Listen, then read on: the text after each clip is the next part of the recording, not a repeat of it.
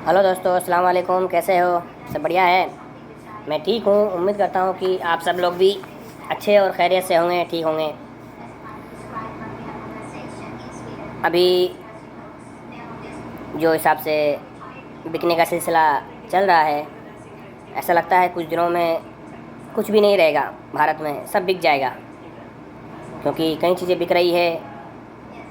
अच्छा, अगर आप लोगों ने किसी ने गौर किया होगा तो मालूम पड़ा होगा, बाकी गौर नहीं किया तो जैसे आंख बंद करके अंधभक्त बन जाते हैं, तो वैसे उसके बारे में कुछ नहीं बोल सकते हैं। लेकिन अगर किसी ने गौर किया है कि जो आम आदमी है या जो गरीब आदमी है, सारे जो चीज़ें हो रही है सिर्फ आम आदमी और गरीब आदमी के मुखालिफ में हो रही है।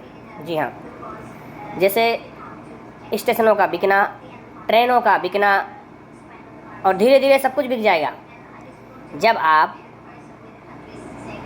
जब आप प्राइवेट ट्रेन में बैठेंगे, पहली बात तो ये होगा कि आपको याद होगा कि पहले, आज़ादी से पहले, धीरे धीरे जब अंग्रेज़ लोगों ने जिन चीज़ों के ऊपर शासन जमाया था, बाद में वहाँ पे इंडियंस को आने के लिए भी मना कर दिया था। जी हाँ, ऐसे ही अब धीरे धीरे जो रेलवे गरीब आदमी के लिए सबसे सस्ता जो पड़ता था भारत में, वो रेलवे था, आज़ादी से पहले से ही। लेकिन लेकिन अब क्या हो गया कि जो सबसे सस्ता रेलवे था वो बिक जाने की वजह से वो कॉरपोरेट के हवाले हो जाएगा। जी हाँ, अब जो आम आदमी उसमें सफ़र किया करते थे, वो अब रेलवे में सफ़र नहीं कर सकेंगे। अच्छा, शुरुआती दिनों में उसको धीरे धीरे एक साथ बैंड नहीं किया जाएगा, धीरे धीरे बैंड किया जाएगा। कैसा? धीरे धीरे उसमें पहले डबल ट्रिपल होगा, जहाँ से 300-400 का है वहाँ पहले 2000 होगा, फिर 3000 होगा, 4000 होगा, ताकि आदमी मजबूर हो जाए और खुद उसमें जो है ना, ट्रेन का सफ़र करना भारी पड़ने लगे, यहाँ तक कि वो सफ़र ना करे। फिर वो जहाँ है वहीं या तो भूख से मर जाए या कैसे भी ज़िंदगी गुजारे, खुदकुशी कर ले। सरकार को इससे कोई फ़र्क नहीं पड़ता, क्योंकि सरकार का काम है अमीरों का ख्याल रखना। जी हाँ, मैं दोबारा बोलता हूँ, सरकार का काम ही है अमीरों का ख्याल रखना। इसलिए कि सरकार ने ये तय कर लिया है कि भारत से गरीबी को दूर नहीं कर सकते, भारत से गरीबों को दूर करना है। उसके लिए जो कुछ पैसा गरीबों के पास है वो पूरा लूट जाए। उसकी आसान तरतीब मैं आपको बताता हूँ। सबसे पहले नोटबंदी हुई, जिसके ज़रिए लोगों के पास जो कुछ सालों साल का पैसा जमा किया हुआ था वो कागज़ बना दिया, और बहुत सारे लोग, 100 से ज़्यादा लोग जो है लाइन में मर गए। ये तो वो है जो रिकॉर्ड है, बहुत सारे ऐसे जो रिकॉर्डेड नहीं है। उसके पीछे कितने सारे हादसे हुए होंगे वो जानते हैं, क्योंकि हमने उस वक्त देखा है लाइनें हर जगह 500-500 आदमी खड़ा है लाइन में। एक बैंक के सामने 500 आदमी खड़ा है। आदमी जब बैंक में पहुंचता है, पूरा दिन जो है रात से लाइन में खड़ा है, और जब नंबर आता है तो मालूम पड़ता है बैंक बोलता है पैसा नहीं है। जी हाँ, तो ये जो सरकार है वो गरीब विरोधी है, कि गरीब को पसंद नहीं करती कि गरीब आदमी इस देश में रहे, बल्कि ये चाहती है कि गरीब आदमी खुद मर जावे या उसको हम मार देवे। क्योंकि देखा है हमने, बहुत सारे जो है आतंकवादी और गुंडे मिल करके, चाहे गाय के नाम पर हो, मजदूरों को मारते हैं। चाहे ऊना में हो या गुना में हो, यानी जहाँ जहाँ बीजेपी सरकार है वहाँ हमने इसको बहुत अच्छे से देखा है, बार बार देखा है। और ख़ास तौर से जिसका मशहूर है राम राज्य का, यूपी का, उसने ढोंगी ने जो राम राज्य बनाने का जो वादा किया था, उसने राम राज्य तो नहीं बनाया, लेकिन आतंकवाद का राज्य बना दिया यूपी को, उत्तर प्रदेश को। ऐसा मशहूर है कि इंडिया में सबसे ज़्यादा जो रेप, बलात्कार सारे केस होते हैं, या जो भी है, सब यूपी में सबसे ज़्यादा होते हैं। अभी हाल ही में पुलिस जो है ना फिरौती दिलवा रही है, और बोलते हम पकड़ लेंगे, हम तुम फिरौती दो 30 लाख रुपया, हम पकड़ लेंगे। पुलिस फिरौती दिला रही है, ये काम पुलिस करवा रही है, और कर रहे हैं कौन? बीजेपी के नेता। जी हाँ, अब ये हाल हो गया है राम राज्य के नाम पर। तो हमारे देश में बीजेपी शुरू से ही गरीब विरोधी है। सिर्फ वोट के टाइम पे आपको लगेगा कि बड़ी बड़ी बातें कर रही है, ये वो लच्छेदार, लेकिन ऐसा है नहीं। आपने देखा कि पिछले कई सालों में, 6 सालों में, कोई ऐसा कानून बना है जो गरीब को मार दे तो उसको क्या सज़ा होनी चाहिए? कोई कानून बना है? नहीं बना है तो बता दीजिए, कोई कानून बना हो या सज़ा हुई हो ऐसे लोगों को, बल्कि जिन्होंने घर में उसके मार दिया उसको कोई सज़ा नहीं है। अच्छा, ये एक हादसा नहीं है, हज़ारों लोगों को ऐसा मार दिया गोभक्षक गुंडों ने। अभी भी राजस्थान, गुजरात और महाराष्ट्र के बॉर्डर पर जो बकरे का व्यापार करते हैं वो लोग, उनके कितने सारे 8 दिन से बकरे खड़े हैं, शायद उसमें बहुत सारे मर भी गए हैं, क्योंकि भूख प्यास से सैकड़ों गाड़ियाँ खड़ी है, 1-2 नहीं है, सब बॉर्डर पे खड़ी है। वो यहाँ से पास किया, वहाँ अटक गया, वहाँ से पास किया, वहाँ अटक गया, और बोले पेपर नहीं है, ये नहीं बोल के अटका दिया। जब आप उनको अटका रहे हो तो उनके लिए इंतजाम भी करो ना। सीधी बात यह है कि जब भी आप सरकार पे भरोसा करेंगे, सरकार आपको लूट कर जाएगी, सीधी बात यह है। इसलिए अब आत्मनिर्भर इसलिए चल रहा है कि अब जो है ना, सरकार के पास कुछ नहीं बचा है, सब बिक गया है। रेल, कुछ रेल का हिस्सा बाकी वो भी बिक जाएगा, क्योंकि जब एक स्टेशन बेचा था तो किसी ने 2017 में तो किसी ने कुछ नहीं बोला था, इसलिए सरकार समझ गई जो है कुछ नहीं बोलने वाला है, अब बेचना फास्ट करो रेलवे को। और अभी कुछ महीने पहले तक बोल रहे थे रेल मंत्री की रेल नहीं बिकेगी, निजीकरण नहीं होगा, बिकेगी नहीं, और अभी जो है टेंडर लग गया और बिक गई। बहरहाल ये सारी चीज़ों का मकसद ये है किस तरह से भारत को इतना गरीब कर देवे कि अगर हम ये सोच रहे हैं कि अगर हम 24 में हार भी गए तब भी जब कोई नई सरकार बने तो उसके सामने कोई ऑप्शन ही नहीं हो, सब बंद हो चुके हो। जीडीपी जहाँ 10% पे चल रही थी वहाँ माइनस में आ गई, 0 पे भी नहीं, 0 से भी नीचे आ गई है। और नौकरियाँ अभी 10 करोड़ नौकरियाँ गई है। सारी दुनिया के मामले में जो विश्व नीति है उसके मामले में चारों तरफ जो है दुश्मन खड़े कर लिए मोदी जी ने, झूठ बोल के। अभी कल की बात है, कतर के एक बड़े मंत्री ने ये बात बोली है कि हम जो है ना इसका राम मंदिर का जो मुद्दा है, जो कि सुप्रीम कोर्ट ने जो फैसला किया है एविडेंस की बुनियाद पर नहीं किया, उसको हम लेकर के जो है ना जो आलमी अदालत है उसमें जाएंगे, इंटरनेशनल कोर्ट में जाएंगे।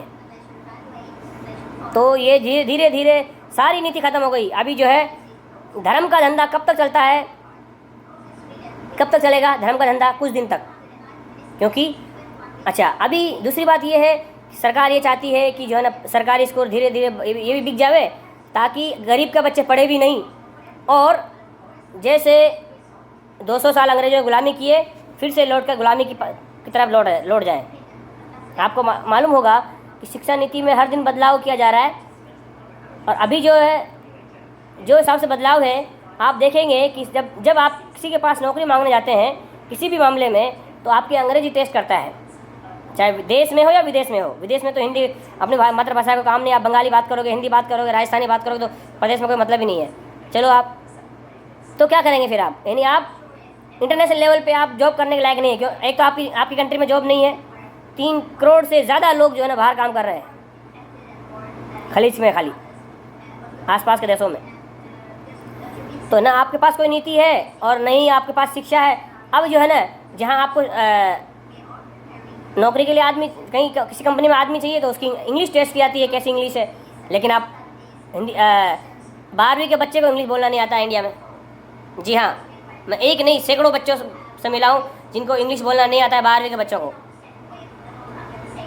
तो आप कौन सी शिक्षा नीति ला रहे हैं फिर? आप बोल रहे हैं संस्कृत पर जोड़ दो, ठीक है, अच्छी बात है, संस्कृत जो है ना हमारी पुरानी भाषा है। तो क्या संस्कृत पढ़ने के बाद आप किसी को जॉब दे पाएंगे? अगर है तो बता दीजिए, ताकि जो जितने लोग संस्कृत पढ़े हुए हैं वो लोग तो उनको कम से कम मिल जाएगा। या आपका कहने के मुताबिक हमारी मातृभाषा यानी हिंदी जो भाषा है उसके अंदर अगर आप जॉब दे रहे हैं तो हम सबसे पहले मैं खड़ा हूँ, दीजिए। मेरे ऐसे लाखों लोग जो है ना बिहार के, यूपी के, ये राजस्थान के, ये लोग की भाषा मातृभाषा हिंदी है, नहीं है, जॉब नहीं है। 10-10 साल हो गए लोगों को लटकते हुए। जी हाँ, तो ये कब तक चलेगा आखिर? ये अच्छा ऐसा नहीं कि आज हो रहा है कि बीजेपी आने से हो रहा है, पहले भी होता था, लेकिन अब जो है ना सब चीज़ ख़त्म करने का हिसाब किताब बीजेपी ने फास्ट कर दिया कि सब धीरे धीरे, सब धीरे धीरे नहीं, फास्ट करो सब। जो धीरे धीरे जो चल रही थी रेंगती हुई सरकार, पहले की जो कांग्रेस सरकार रेंग रही थी, बीजेपी ने फास्ट किया है। लेकिन क्या फास्ट किया है? जल्दी करके देश के सामान सब बेचो, देश बिक जाएगा तो बाद में जो है ना किस पर राज करेंगे लोग। एयरपोर्ट प्राइवेट हो गया, प्लेन प्राइवेट है, हत्ता कि एयर इंडिया का भी लगा दिया, आखिर जो बचा था। तीसरा, ट्रेन प्राइवेट, स्टेशन प्राइवेट। जब सब प्राइवेट हो रहा है, इलेक्ट्रिसिटी प्राइवेट, सब चीज़ें प्राइवेट ही है, तो सरकार, सीएम और पीएम सरकारी पैसे पे क्यों पल रहे हैं भाई? वो भी जाए प्राइवेट से लेके आए पैसा। सीएम का और पीएम का जो डेली का खर्चा है लाखों करोड़ों रुपए का, वो सरकार से सरकारी पैसे में क्यों जा रहा है? वो भी प्राइवेट खर्चा करे। लोगों को समझने की ज़रूरत है, अभी नहीं समझे तो फिर कभी नहीं समझ सकते। जी हाँ, इसलिए मैं चाहता हूँ कि हमारे देश के वासी उठे और सबसे दो चीज़ का ख्याल रखें। एक तो जो है ना अपने बारे में भी सोचे, अपने बच्चों के बारे में भी सोचे, और जहाँ गलत लगे वहाँ बोले, चाहे वो कोई भी हो। और दुनिया में सबसे नीच आदमी वो है, सबसे जलील और घटिया आदमी वो है जो धर्म का धंधा करता है। जी हाँ, और ये हमारे यहाँ पे आम हो गया है, हर मामले में धर्म लाया जाता है। क्यों? क्योंकि धर्म बिकता है। जैसे औरत जिसम बहुत सारी जो है, सब औरतें, सब लोग ऐसे नहीं होते, बहुत सारे लोग जो है ना अच्छे काम भी करते हैं। जैसे हमने बचपन से देखा है, हमारे गांव में एक आदमी था सत्यनारायण जी, वो हमेशा जो है ना सीधे और सही आदमी निकले, और आज तक वो है, बड़ी उम्र के हैं। हम उनके लिए दुआ करते हैं कि उनकी उम्र और बरकत हो। हमारे दोस्त के, उनके बच्चे हमारे दोस्त हैं, मुकुट और मनवारी, हाँ ऐसा कुछ नाम है। बहुत अच्छे लोग हैं वो लोग, भाई लोग। और उनके वालिद वालिदा बहुत अच्छे लोग हैं। वो हमने बचपन, हम जब पैदाइश से हमने उनको देखा है कि वो पुजारी थे, लेकिन आज तक वो, उनका जो शांत मिजाज है, खिदमत का मिजाज है, अभी भी है। तो ऐसे लोग भी दुनिया में हैं। मैं ये नहीं कहता कि सब लोग धंधे वाले हैं। जब सत्यनारायण, हमने आज तक उनका नाम नहीं मालूम मुझे, मैं समझता हूँ कि उनका नाम सत्यनारायण जी, क्योंकि हम लोग उनको सत्यनारायण जी महाराज के नाम से जानते थे बचपन में।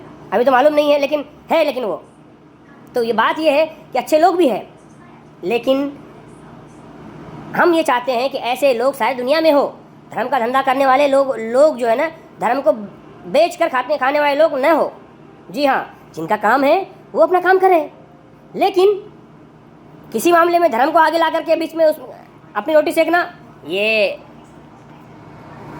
उस वेश्या के जैसा है जो जिस्म बेचती है, बल्कि उससे भी गिरा हुआ है कि धर्म को बेच करके जो है ना, धर्म के नाम पर या इसके नाम पर और अलग अलग चीज़ों के नाम पर जो है ना सरकार और ये लोग जो है ना वोट मांगते हैं।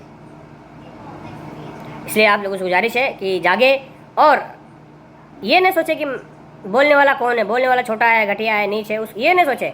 ये सोचे कि बात क्या है, देश की बात है, आप जुड़ जाएं। हर आदमी जो है इसकी फ़िक्र करे कि एक दूसरे में कैसे लोगों को जगाया जाए, इसकी पूरी कोशिश करे। हर दिन कुछ ना कुछ बात लोगों में करे। भाई जो है ना, हम ये जो देश है, ये अगर ये देश ही नहीं रहेगा, सब बिक जाएगा, तो फिर हम हमारे संतानों का क्या होगा, औलाद का क्या होगा आगे।